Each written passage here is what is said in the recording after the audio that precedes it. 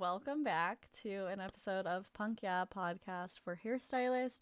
I am your host and creator, Elizabeth, and today I have with me my good friend Robyn. Robyn, go ahead and introduce yourself.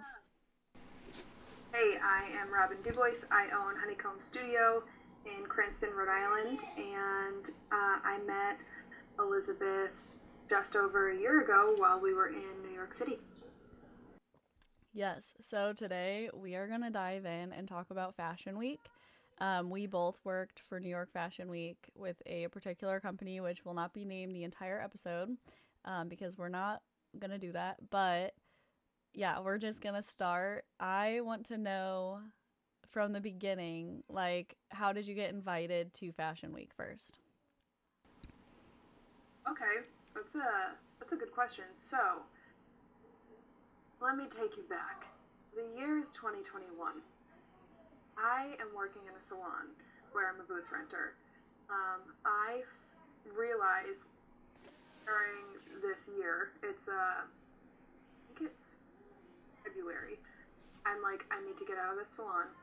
I need to do it soon. And so what I do is I was interested in this company that offered mentorship, and I said, let me just go for it right now. I know I need a little bit of guidance in my next step of what I want to do. So I hired a mentor who I love so much, and we were talking about goals for the future, and I said, you know what, this year I really want to work Fashion Week. It's been something I've been thinking about for a while, and I'm going to put my time and energy into it, and I'm going to make it happen. So with Fashion Week, there is one in February, and then there was one in September. And what I did was I started working with my mentor. I reached out to people, and I reached out to agencies. I reached out to collaborators and artists and designers, and I didn't get a ton of feedback back, but these things can take time. So I actually started looking at hashtags on Instagram of all places.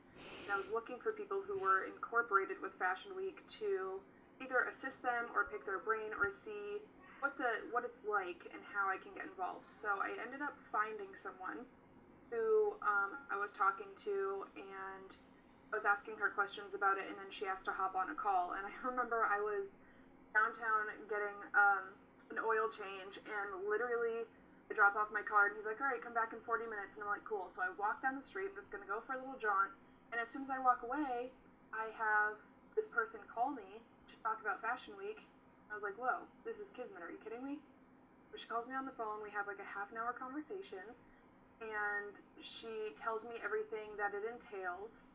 And we'll get into it a little bit more. But I had to weigh out some of my options.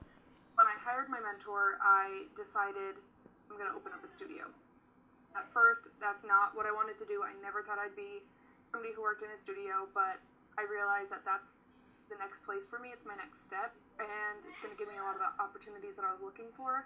So I opened up this studio, and with that comes a lot of expenses to open it up and getting it running and started, and furniture and software. And Nobody talks about that. No one ever talks about like how much time and energy you spend pouring into your studio whenever you're going to open a studio, and like just how long you have to sustain it. Like it's forever. You forever have to keep doing that, and you're in charge of like renovating and changing everything about your business.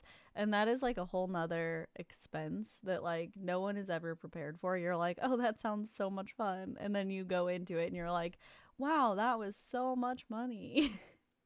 Yeah, 100%. It's true. You don't hear people talk about that a lot. And I know for me, I had a little bit of a savings before I opened it up, but opening up the studio, I put $5,000 on a credit card. Yeah, easy. It is 200 square feet of space. That's what I have. Mine is 200 square feet, and to That's pretty decorate big. and put furniture in a tiny little spot, $5,000. Yeah. So yeah, it's a big expense. It takes a lot of money, and I didn't have that. That's why I put it on the credit card. But yeah, it's a lot of startup, and so anything else, like when you're chasing these dreams of what you want to do, like Fashion Week that entails travel, it's like you have to weigh out all of your expenses and all of your options with it and how you're gonna make it happen. So that's why I was like, I really have to sit on this for a little bit. And then the person I was talking to on the phone just said, okay, let me know within the next like 2 days. And so even though there was an expense involved with Fashion Week, I was like, I gotta bet on myself. I'll bet on myself every single day if I want to make this happen. This is the way I'm gonna make it happen. So I called her back the next day and I said, "Funk yeah." Right.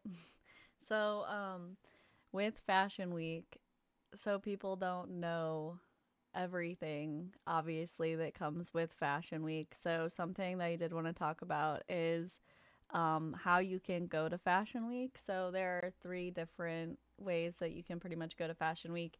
You can go to Fashion Week as a paid person, a paid employee for a company. Usually that's like with major brands, you know, and then we have unpaid volunteer work, which also a lot of major brands do, but that's like more assisting and you're just doing it because you love it. And then there's the sponsorship fee.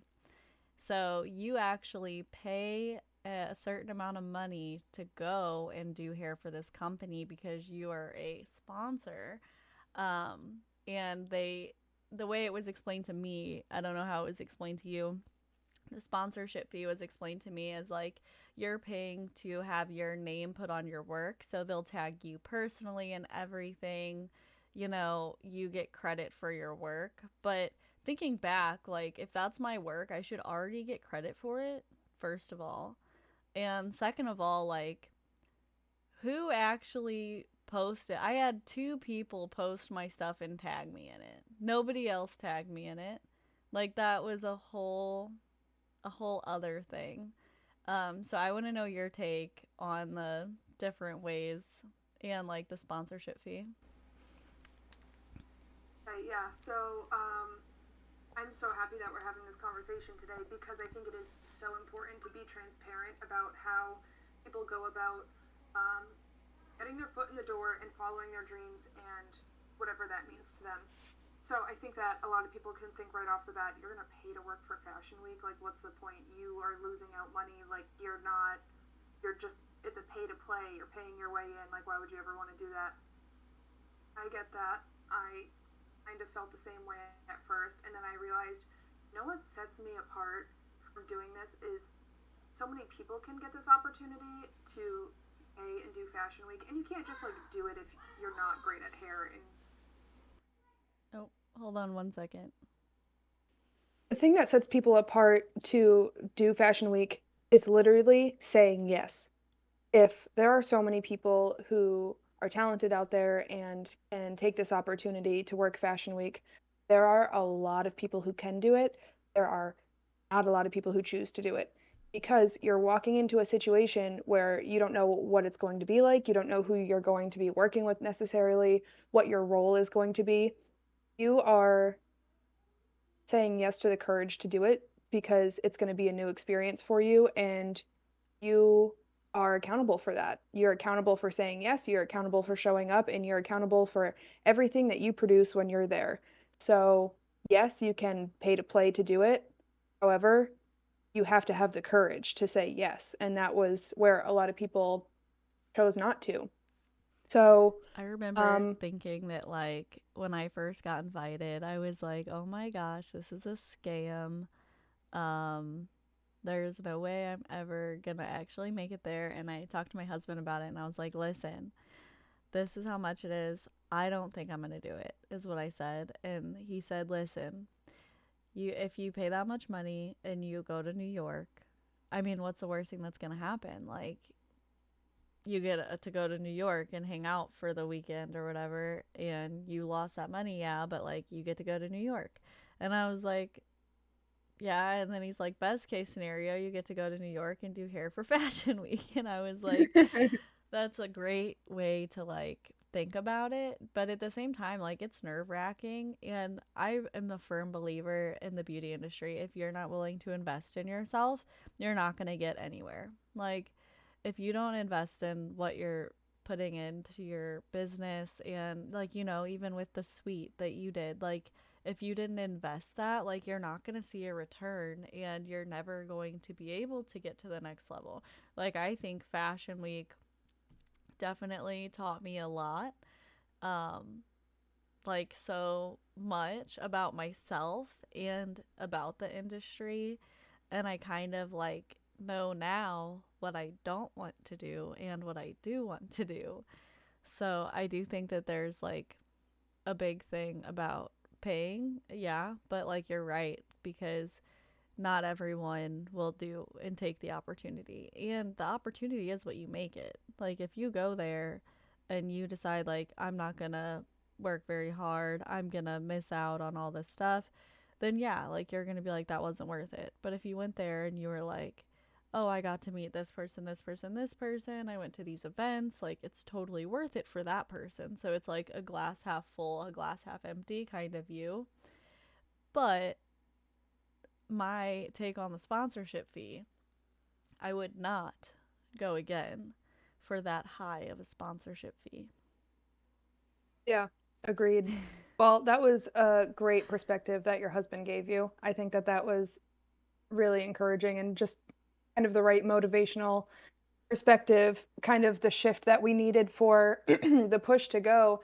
And that's why you and I vibed so much when we finally met each other because we had all of these similarities in common about like how we felt. And you and I are both people who we're uncomfortable if we're comfortable. You have to step outside your comfort zone, and you and I will just keep pushing for whatever that means and how to make that happen. And I totally agree on investing in yourself, and this was a way to do it. So, it taught me a lot as well about I'm really glad that I did that. I just want to get that out of the way first. I'm so happy that I did pay for Fashion Week and that we did go. I got to meet so many people. And just like you said, I learned so much about what I would do and what I wouldn't do and how to do it again and if I would do it again. And for me, like I said, I had just opened up my studio, 6, 7 months before, and I still had that credit card debt to pay off. And I was still figuring out how I wanted to run things and go about running my business. So I told myself, if I'm going to pay this money, or a sponsorship fee to go to Fashion Week, I'm going to get every fucking dime back out of it that I can. I'm going to meet as many new people as I can. I'm going to introduce myself and walk into as many rooms of strangers that I possibly can. I'm going to take as many videos and photos as possible. I'm going to collaborate with and try to introduce myself to like different brands and people that I align with and see where this can really go. And that's something that you have to have the mindset for. Like if you're going to allow people to tell you that like you paid for that, you're a fraud, it's not worth it, like you didn't, it's not the real deal, then you're going to believe what other people are telling you. But you cannot carry the weight of other people's opinions because you could be doing the best job that you feel and running as authentically and as passionately as possible, and you're still going to have naysayers out there. So what's the point of listening to the people who are going to discourage you? Exactly. So that's like the same thing with working for like a larger brand. Everyone says like large brands treat you poorly. I would never want someone controlling my schedule and all these other things. But being an educator for a large brand now, like I feel like they are a family. They treat me well. They respect my schedule. They are amazing to their employees. Like, I have nothing but great things to say. But if I would have listened to all the people out there who are just so negative about working with major brands, like I would have gotten absolutely nowhere and I would have went into it with such a negative mindset. So for me, I'm really excited and happy that I didn't listen to them, but at the same time, this is another thing I think is a little sketch, and I'm gonna name drop Redken. I'm gonna throw Redken under the bus. That you have to pay to be an educator with Redken. You have to That's pay wild. That's money. insane. You pay money to get certified for each class, and like eventually you become like a higher educator. So anyone potentially, like obviously you have to be good at what you do. Like I am not saying that by any means, but you have to like meet certain requirements and then you can level up. So if I really wanted to work hard and dedicate time, I could eventually become an educator for them. But to me, like I don't like that. That's Like not authentic. And no. like I said this too when I talked with Lisa G on her podcast about it. These people forget, these brands forget they are fucking nothing without us. So the audacity to like have the creators and the artists pay for an opportunity like that, where they are educating people on their way of doing things only. And that's the thing is that you're using this creative artist as a point of elevation for your own brand and It's for the like a corporation. pawn, you know? It's Yeah, like a pawn absolutely. in a chess game. It's like who has the most following and the highest following so that we can use them to leverage our position.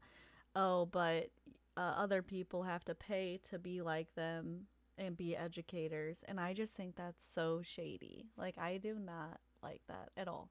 Like, and that's Yeah. one of the key things I wanted to talk about was a difference between paying to work with a brand and paying to work with a production company. I feel like are two totally different things because you know that brand could afford to at least have you not pay and come as a volunteer. But a production company, so we worked for a production company, right? And every hairstylist had to pay the exact same amount. And that's just, it is what it is. And then if you worked for a major brand though, and they were like, "Oh, we're Tresemme for they don't make you pay." That's why I'm using their name. But Tresemme was like, "Oh, you have to pay $800 per person to work with us," and it's like Tresemme, really? Like like you're a Yeah. large brand. Like for me, that wouldn't make any sense, and I would never pay to work with a brand. You know? Yeah.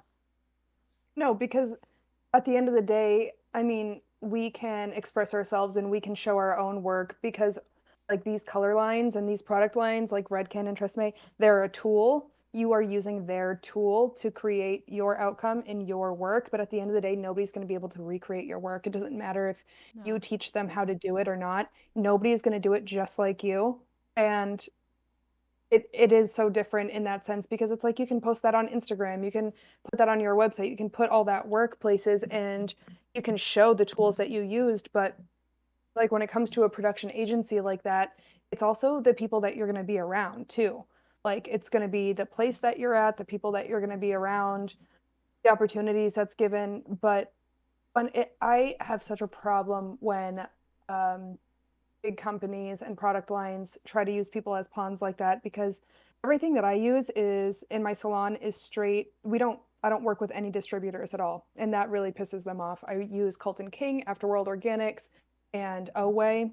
I have one distributor like for my color, obviously, because it's from Australia, but everything else is straight to the stylist and it's also straight to the client as well. So like I am using them as a tool, but they very much know that unless I like if I'm not sharing and if I'm not posting the products that I use in the work that I do, they're not going to get that elevation and they're not going to get the reach from my clients and the audience that is sharing what I'm using and why I'm using it because it aligns with my values.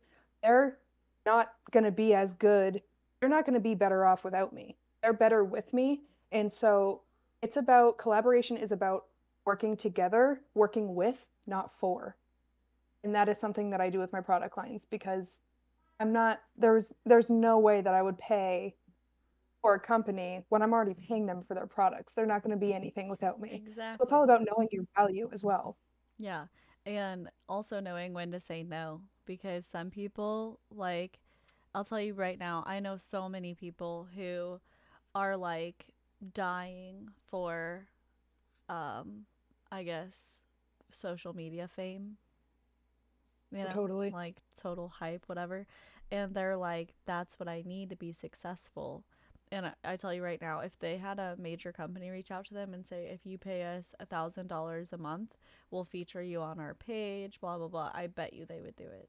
You know, like because they have that mindset. Like, and that's the thing, people let influencers, like, not saying if you have a large following that you're any less of a human or a person because some people have large followings and they do make great content, like, but there are so many pages now that are just like, I'm like, what is the point of this? What are you doing? And like aspiring to just be that, I feel like is like not it. I think that if you are yourself and people like it, great. But I do think that a lot of people too are chasing that and they're chasing this brand um awareness, like they want brands to work with them. Like I'll tag brands in my stuff. I usually tag like four, and it's all just pages that just reshare work. I'm not trying to work with them. I'm just like, hey, here's my stuff. But I'm not, I don't know. I think that the people who like every single one, they have like 30 companies at the bottom. You know what I'm talking about? It's Yeah, totally. overwhelming. Yeah. But back to Fashion Week. I wanted to ask you, do you feel like Fashion Week brought you new opportunities? Um, I do. I absolutely do because here I am podcasting with you. I would have never met you. And I remember back then, Elizabeth, you were talking about how you're like, I fucking love it here, first of all. I remember you gallivanting the streets of New York City and just being like, I want to move here. Like, I'm gonna live here. Like, I'm calling my husband right now and we're gonna be looking at places. I want to live here. And I think that it prompted for you like the start of this podcast too. Like I think that seed was planted back then at a time where it's like, what's next? What's next? And I love that so much. And it's so cool to see that come to fruition for you. Um, so I think that, I got to meet you and I'm podcasting with you. I got to meet Lisa G and I was on her podcast as well. And all these people where I just get to like pick their brain sometimes. Britt, who does a lot of bridal styles, I am so happy that I met her as well. I've reached out to her and picked her brain on a couple things. And also a direct benefit from Fashion Week too was while I was there in the experience, I realized I've been doing hair 15 years now. I started in high school.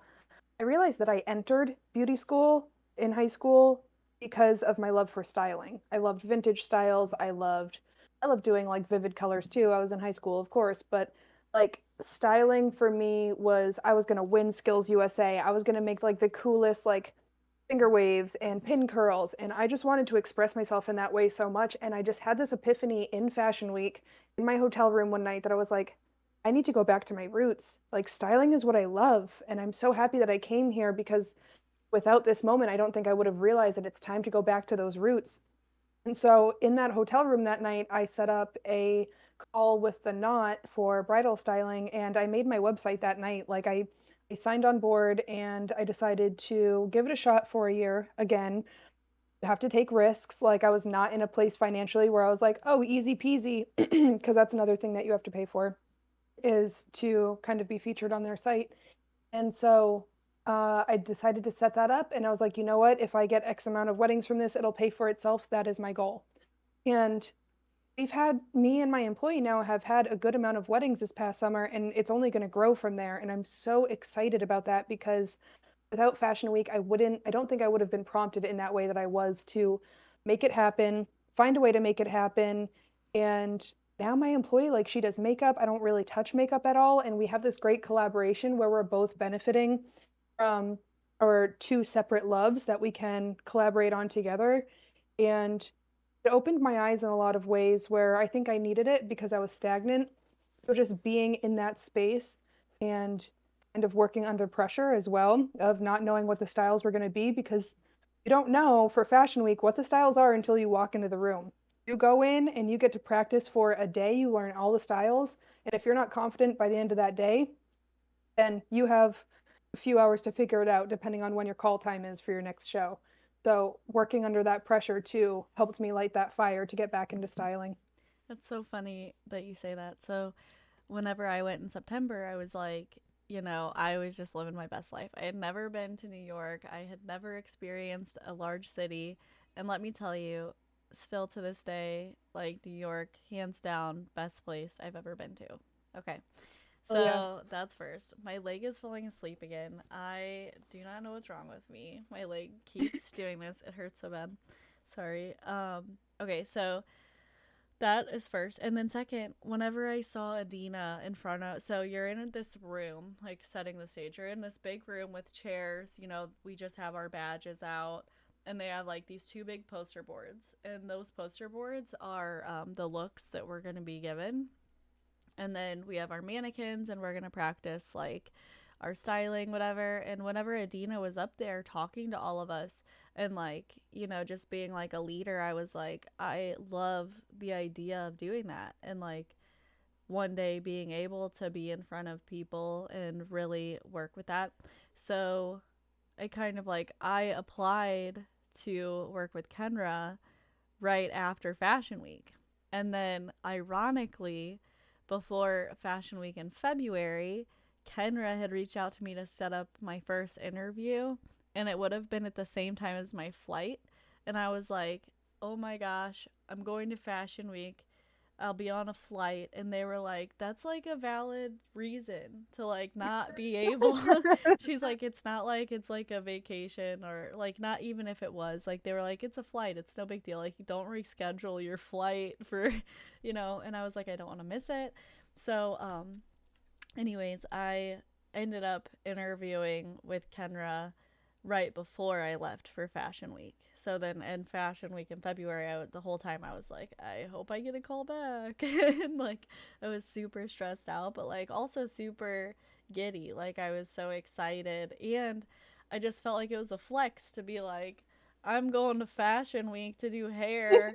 Sorry about this interview. I was like, oh, that's going to look really good. But Yeah, yeah, I, so 100%. I think that working with Fashion Week like boosted my confidence in myself as a stylist, and like my ability to do things and get things done. Because before that, like, you would have been like, hey, could you do hair for a fashion show in St. Louis? I would have been like, I don't know. It would have been like, I've Right? never done that before. But instead, like, taking the leap and being in New York, I feel like it's the way to go if you can. I recommend doing Fashion Week for sure. It's an experience. Everyone's Yeah. experience too is so different that like it's really hard to say anything like positive or negative, because it's like it is what you make it. 100%. That's something that my dad always says is you get out of life what you put into it. And that's a perfect example of that. And for you and I think that because we did have so much riding on it, it wasn't just like an extra amount of money that we had laying around. We had to know and put kind of like we just had to put all of our chips into this and get as much out of it as we could. And so for you and I mean, it changed our mindset. And I think that's invaluable in itself. Like you had this opportunity and then I kind of had that epiphany. And if you if you take it as seriously as it is, then it can change your mindset and it can change your trajectory too. If you have to be open to the vulnerability of it. Like you have to be embracing everything that comes with it. Um, and yeah, I would absolutely recommend it too. Like I did learn something recently that actually made me more excited that I did Fashion Week last year as well. So I went to something called the Artist Summit at the beginning of October, and it was my first time working with this. It's like a not like a networking group, but it's like a collaboration. It's mostly makeup artists actually. So I was like, let me be one of the only hairstylists in there and meet some new people and see what it's about. So there was a lot of presenters that talked, and some of them were like really high up in Mac, and then there was a lot of people who do editorial makeup and have obviously worked Fashion Week and things like that. So I'm talking with one of the speakers, Charlie Wan, and I said, I think I want to do Fashion Week again, but I don't want to work with the agency that I worked with last time. And I'm interested in your ideas of what you think that would look like going forward. And you know what he suggested, Elizabeth? Hmm. He suggested one of his friends who started this group where you work Fashion Week and you pay to play. And I said, look at this. This is not the only agency that does this. This is not like any kind of doubt that I had just completely went away because it is so common. And although it's like the only one that, of course, I had any experience with, and I'm sure same with you, like I haven't worked with another agency with Fashion Week yet, it just shows that there's so many other ways to go about it out there like this one. I wouldn't work with this agency again for a few reasons, but I would definitely be open to working with Fashion Week again. But like you had mentioned at the top of the podcast, you can pay to play, you can volunteer, or you can get paid. I talked to many different presenters that weekend when I was in Provincetown, and the max that I've ever heard anybody get paid for Fashion Week, like top dog, top the line, is $250 a day.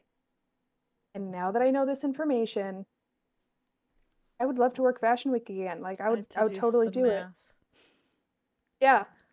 But I So, make that in almost 2 hours at the salon. Like, I am not going to strive to be paid for Fashion Week because I'm going to take it as what it is, the opportunity and the collaboration. And what is that if you're working like all 7 days? 7 days. That's it. It's a couple So, days behind the chair.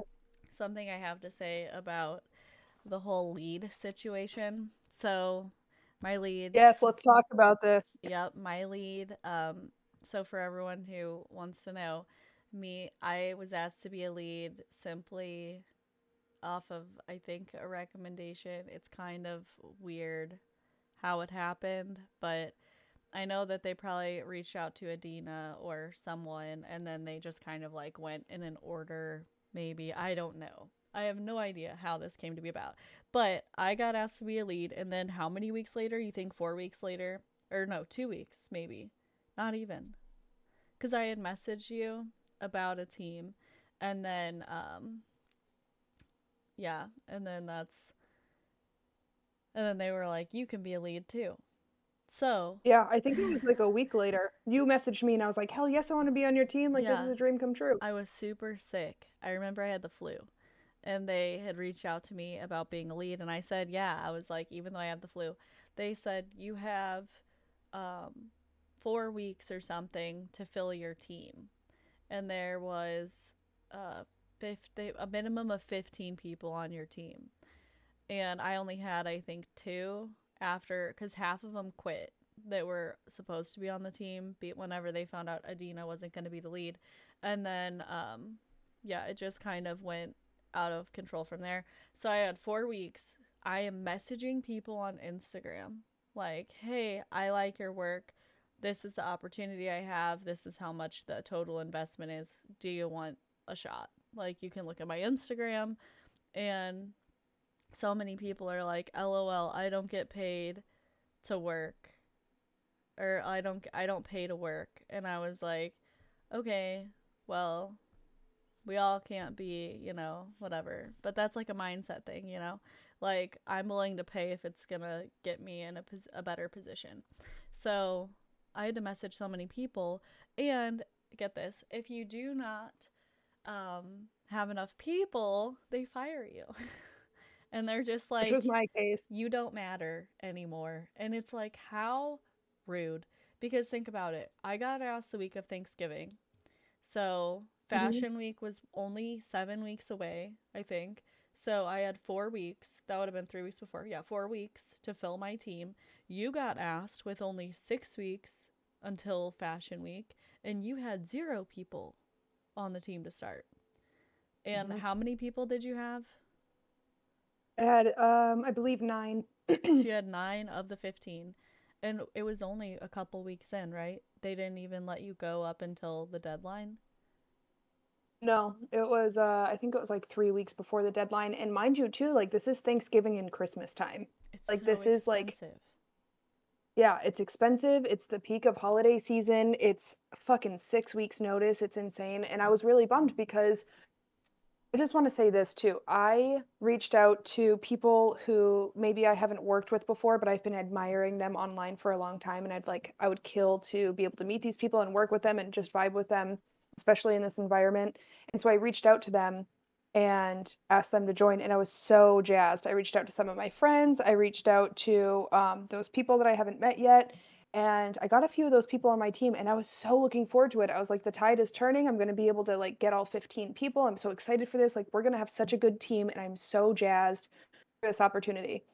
And then it stalled at 9 people. I was setting up Zoom calls a day with 20 people on them, at least twice a week, and maybe there'd be a couple people that would come from it. And I totally understand. Like, I totally get it. Looking back now, like, I would be totally skeptical as well.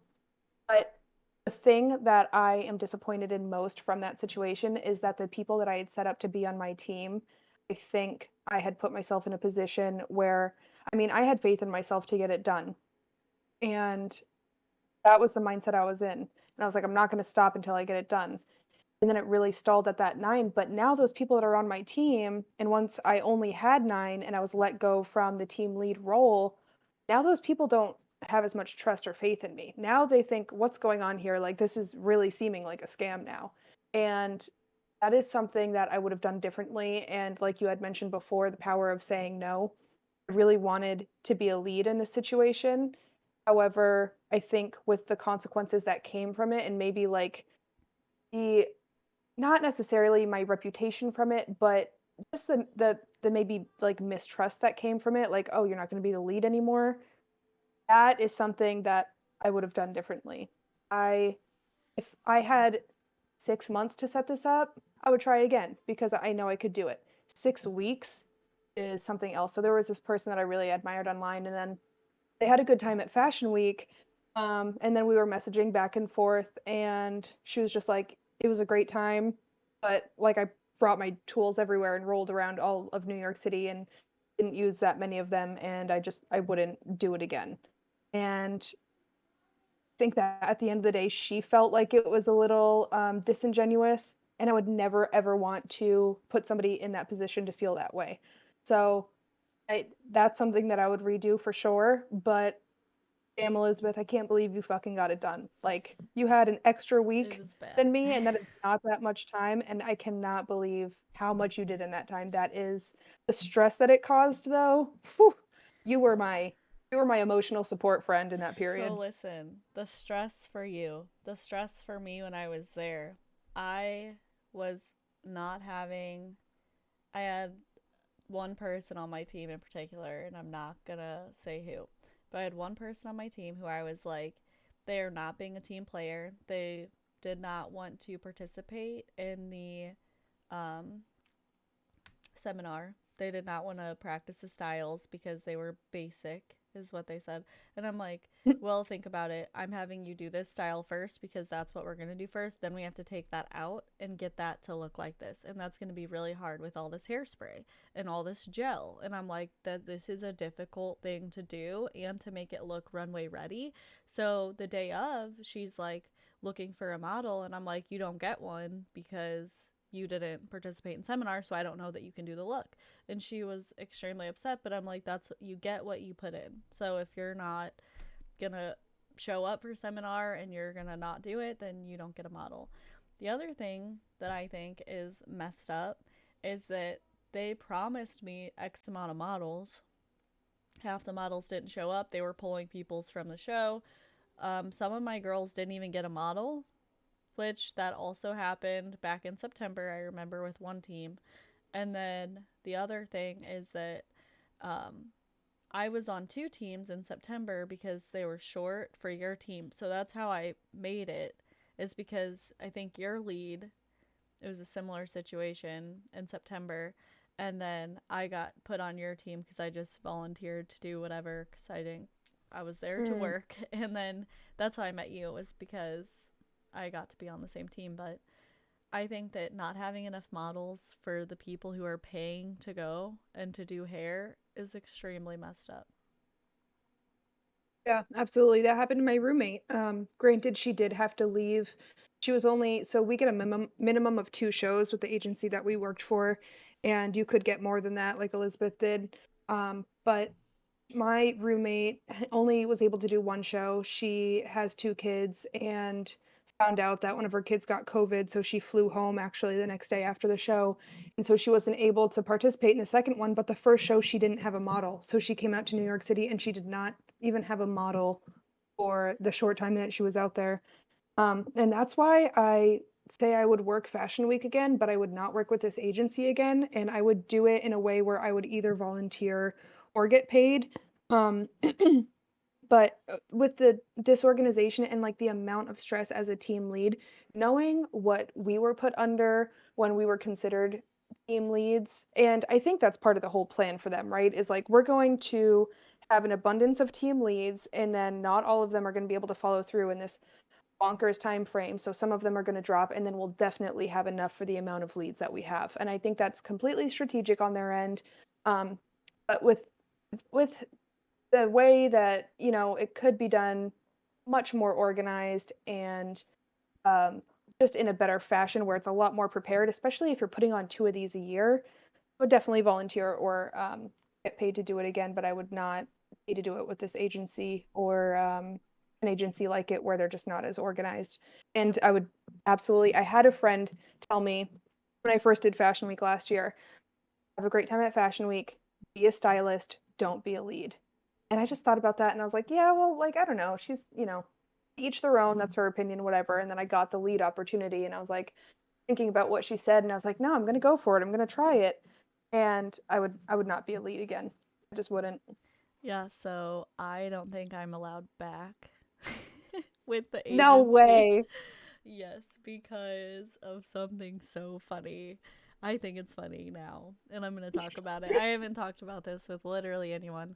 So, yeah, first time discussing this. So, I went to Fashion Week February.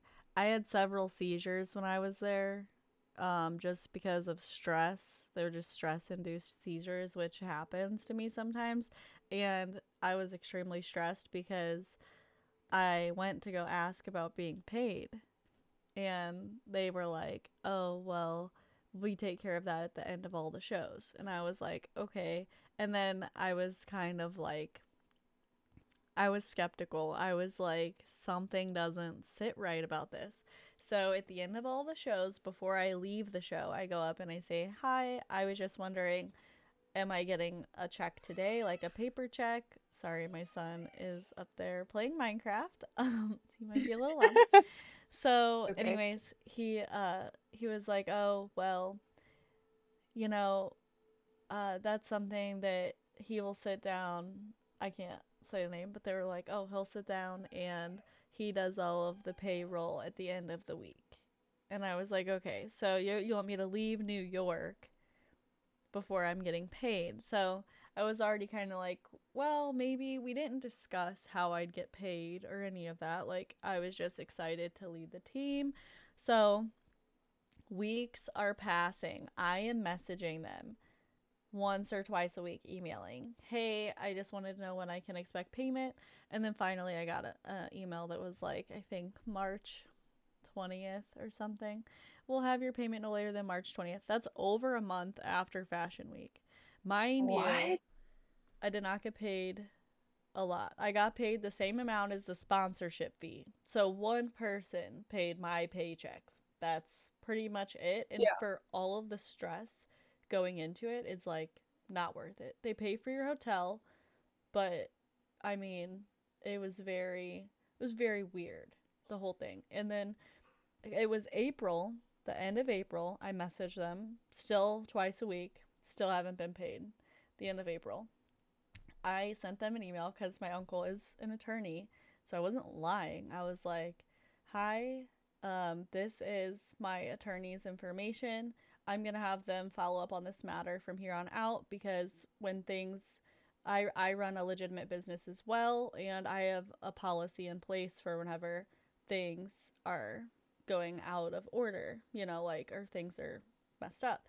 And I had it like all professionally mapped out and stuff. And then I put his contact information. I CC'd him in the email, and like it's like he's a real attorney. Like this is real. Like he is going to take care of it because it's messed up. Like it's not that much money, and for you to withhold payment for over 2 months, I feel like at that point it's almost the next Fashion Week. You know what I mean? Yeah. Like that's what it feels like.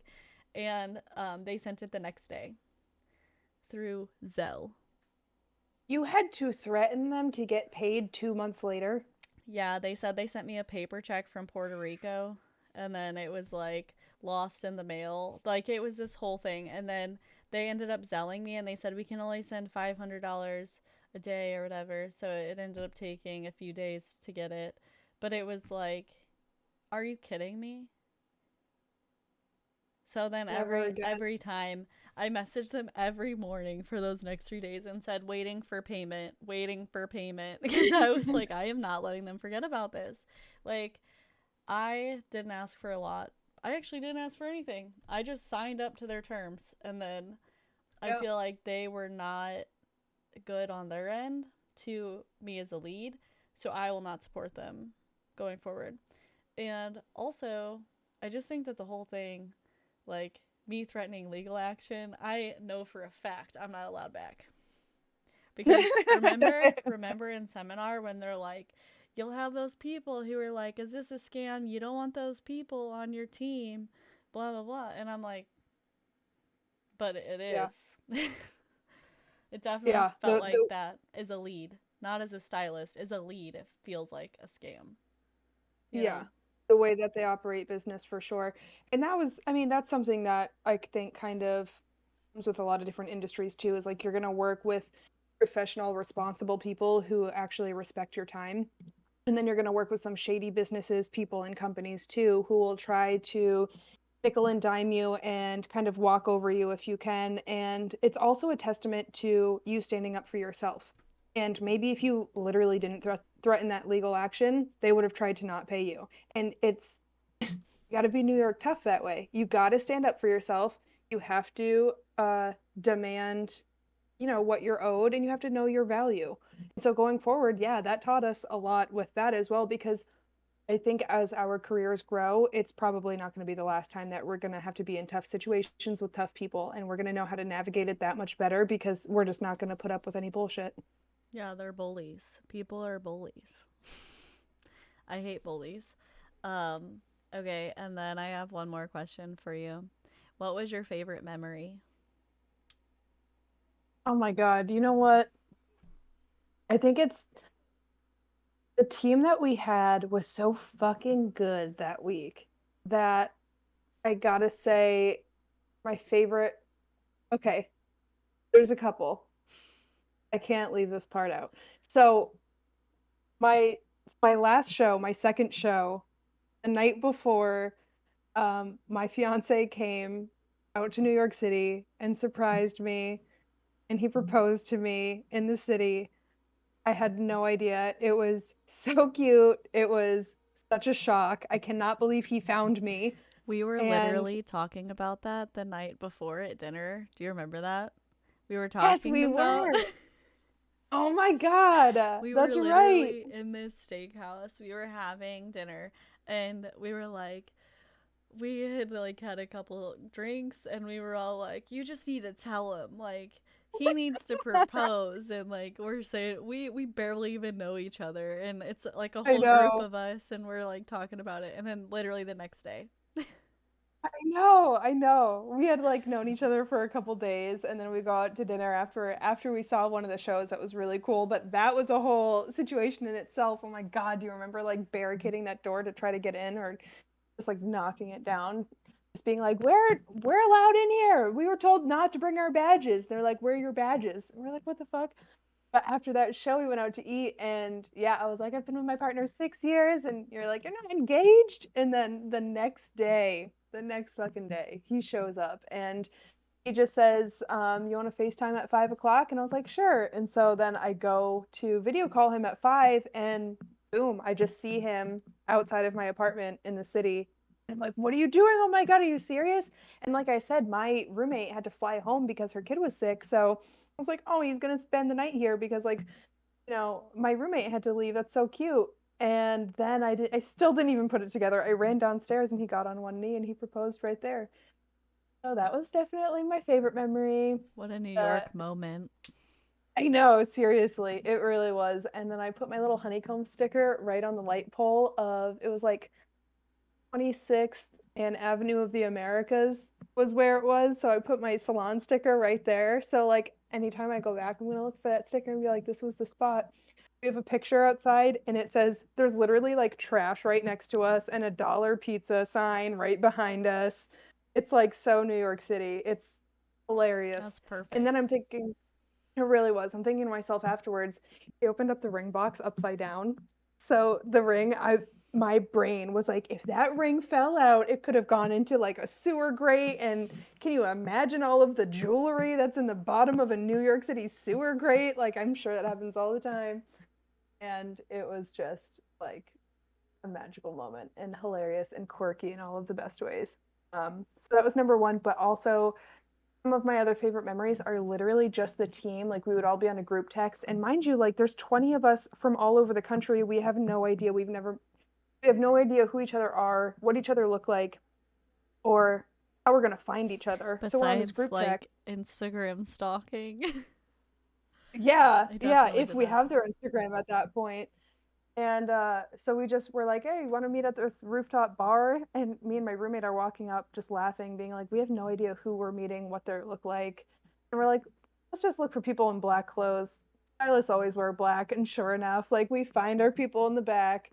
And after that night, just like on that group text, we all hung out all week. It really was such a good group of people. And I think just walking the streets of New York and deciding what we wanted to do on our days off and in our downtime where we wanted to go. We got dinner and lunch together all the time, and we just learned more about each other. And that was, I think, those are some of the memories that I'll never forget. Is just laughing and having fun, and just roaming the streets with all of these new friends that I had never known a couple days before. Yeah, What is your favorite memory? I have one favorite memory in particular, and that's New York City pizza. I love pizza. But no, overall, I would say like definitely meeting the models and networking with everyone has been like so amazing. So I really connected with you and Amy, who does the extensions and the bangs. Yeah. Amy does she bangin' bangs and hair extension. She's in Colorado, I think. And so yeah, I have stayed connected with you guys. I have actually gotten her in connection with leads who are current leads that were from my team in February. So like she's gonna go back and do Fashion Week again. I think she's gonna do Paris Fashion Week. Is they're gonna go there now. So that's pretty cool.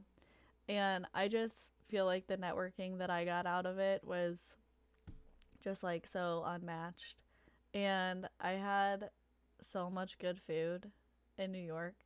I also like roamed at night by myself, which was terrifying, but like it was such a vibe, you know? Like just going out and getting chased and all this kinds of stuff. Oh my God. I And you were didn't staying in Queens too. So you were well, like taking the I train just wasn't. to get into. Yeah, I did. I stayed in Queens, right next to the Queensbridge housing projects. It was really cool. Um, I got trash thrown at me when I got off the subway every day. It was great, but I didn't even mind it. I thought it was fun. Like it was literally like a movie, and I was in Manhattan the day it was raining all day. I had an umbrella and I was wearing shorts and a short sleeve shirt because it was warm but raining. Very nice. I love that. So I walked all day. My watch told me I took 32,000 steps that day. So that tells you how long I walked. I walked all the way from Manhattan. I didn't know where I was walking. I was just like, let's go south. Like, my compass says this is south. I was using the compass on my watch as if that's like any real measurement. And my phone ended up dying, so that was nice. It died at like 9 p.m. and I made it all the way to the Brooklyn Bridge. That's how far I made it from Times Square. Like Yeah. I started in Times Square at 10 a.m. and I made it all the way down there by 10 p.m. 12 hours I spent just lollygagging. And I think that was like, it was just so fun. Like, I've never had a moment like that where it was just me and my thoughts. Yeah. And I'm like, oh, I want to go in here. And it was great. So I think that definitely, I prefer New York in September versus February. February, I couldn't feel my fingers or my toes outside. It was very cold and it was just not nearly as fun because you didn't want to be outside walking around like you wanted to taxi everywhere, which is fine, but two totally different vibes. You live in the Northeast, so I feel like for you it's like nothing. I'm in St. Louis where one day it's 70 and the next day it's 30. So for me, Yeah. it's like I get a little mix of both throughout the year. It's not like solid, solid full. Yeah. But yeah, Yeah. I had like I've been to New York City quite a few times just because it's only, 3 hours away from where I'm at in Rhode Island now, but also I grew up in New Hampshire, so it was still only a few hours of a drive then. And that's actually why Taylor came out and proposed in New York City, because it was kind of part of our love story. It was the beginning. Like we had gone out there, I think the first year that we were together, and we saw like the Rockefeller tree, and it was just really magical. Then there is such a magic to that place because it is a bunch of nomads, and I think that there is a big community in that, in knowing that you're just going to meet these strangers that are going to become friends. And so that's why he ended up doing that, because we had had a little bit of a story there before. But um, I remember thinking after September, I was like, wow, September fucking ruled. Like the weather was so great. We walked everywhere. We didn't have to worry about anything. And then after leaving, I was like, I think I'll like maybe do September again next year, but I don't think I want to do February, because I had the thought of just like living up here. I know that like icy and wintry it can get, and you have no idea when it's going to snow. So I'm just the thought of me rolling my hair case through the streets of New York if it was icy and slippery, and like how I was going to dress in that time, because you know it's going to get super hot inside. And I was like, I don't think I'm going to do February. And then they asked me to be a lead, and I was like, okay, we'll give it a shot. And then it didn't end up working out. And yeah, what was it? Did it snow at all when you were there in No, February? no, it didn't. It was freezing though. I was so cold. And let me tell you, if you're going to New York in the winter, buy the long coat. Get the one that touches the floor, because your legs are not protected in pants at all. Like, No. it was literally piercing. Like, I do not have another word for it, but it was frigid. And it was only Yeah. like 40 degrees, but it was so windy. And then you're like, "Oh, but the buildings will block the the wind." No, that's like a vortex. It ends up sucking that wind in, and it's like it's way worse, I think, when their buildings are around. Personally, other people might say Yeah. otherwise, but no, it was freezing. I Yeah. got to No, it go can be a ice little rough. skating in February, which was cool. Um, Oh, that's awesome. but I mean, I was like telling my friends, I went with two of my friends who are not hairstylists. We were both in New York at the same time though. And yeah, we went ice skating together, and I was like, "Oh, I'm so good at ice skating. Like I can skate backwards." That was, mind you, I feel like that was only 4 years ago, but that was actually like 14 years ago. I got out there, and like I had the shakiest ankles, and I was like, "What is happening?" And they go, "I thought you were really good at this." And I'm like, "Yeah, I thought so too." I got better as like the night progressed, but I remember thinking it was only a 2-hour time slot, and I'm like, "That's it? Like that's all they're?" And then I was out there for 45 minutes, and I was like, "I'm ready to go if you are." And it was so cold, but super cool. So yeah, Like a base year. is there anything else you want to talk about regarding Fashion Week, or did we pretty much cover what you were thinking? I just really wanted to, I haven't had this opportunity to talk about it in a transparent way. And I think that it's really good that we were able to open up this conversation, because, you know, these times come around where people are recruiting people on Instagram, and I do see like reels and posts about people saying like Fashion Week scam, like don't sign up for this.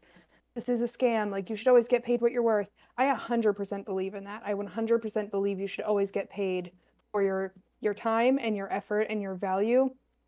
And I also agree that in order to get to another place, or if it is valuable enough to you, then you should also follow your own gut. And I think more than anything, it's so important to just find your own path and listen to your own gut feeling and your own voice, and to do what it takes for you to make your dreams come true, or to get an experience that you want. Because, yeah, you can look at a 60-second reel and say, wow, that's a scam. Who would sign up for that?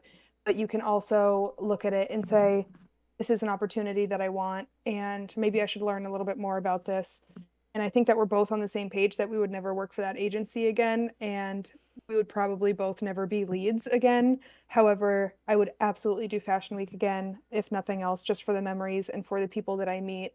And You really have to follow your own gut. You have to have your own voice, because if you're constantly going to follow what other people tell you, then you're going to end up like everybody else, and that's not going to set you apart, and that's not going to bring you to the place that you want to be. It's going to put you in the same pool with everybody else. Yeah.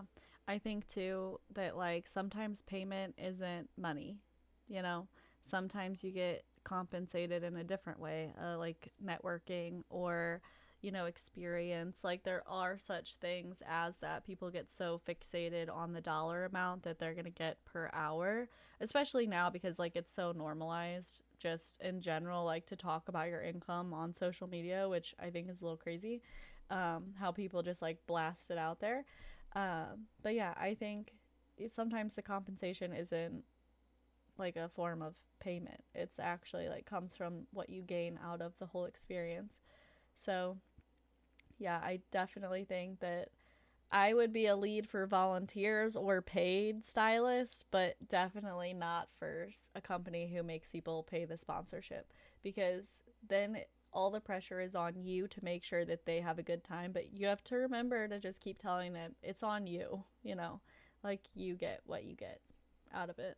So, Yeah. yeah, that's about how I That's a feel. really valid point, that it's not about money. It's not all about money. It's about, yeah, the value that it means to you. And that's so important, because if you're proving to yourself that you have the courage to do something, that's invaluable. And I think that, oh, there's Flower's appearance. Perfect. And I think that shouldn't be taken lightly. So yeah, I agree. And I'm just so happy that I met you through this. Like, Right? I know that we're gonna, as we grow and as our, careers unfold, I know this won't be the last time that we see each other, and I'm really jazzed about that. Yep. Won't be the last time we podcast together either now that I know how to do it. So, yeah. But I wanted Love to it. thank you for your time today. And what is your Instagram handle for anyone who may be listening or watching? Yeah, so you can find me on Instagram at Robyn the Riveter. It's Robyn with a Y, so ROBYNTHERIVETER. And my studio is all vegan, plastic free, non toxic, plant based, and sustainable. So if that sounds good to you and that's up your alley, then give me a follow. And I'd love to just chat and connect. I'm all about community. Awesome. Well, thank you so much for today. And I will put all that as well on the description. And thank everyone for listening to our Fashion Week discussion. And yeah, I will talk to you next time. Bye. Sounds good. Bye.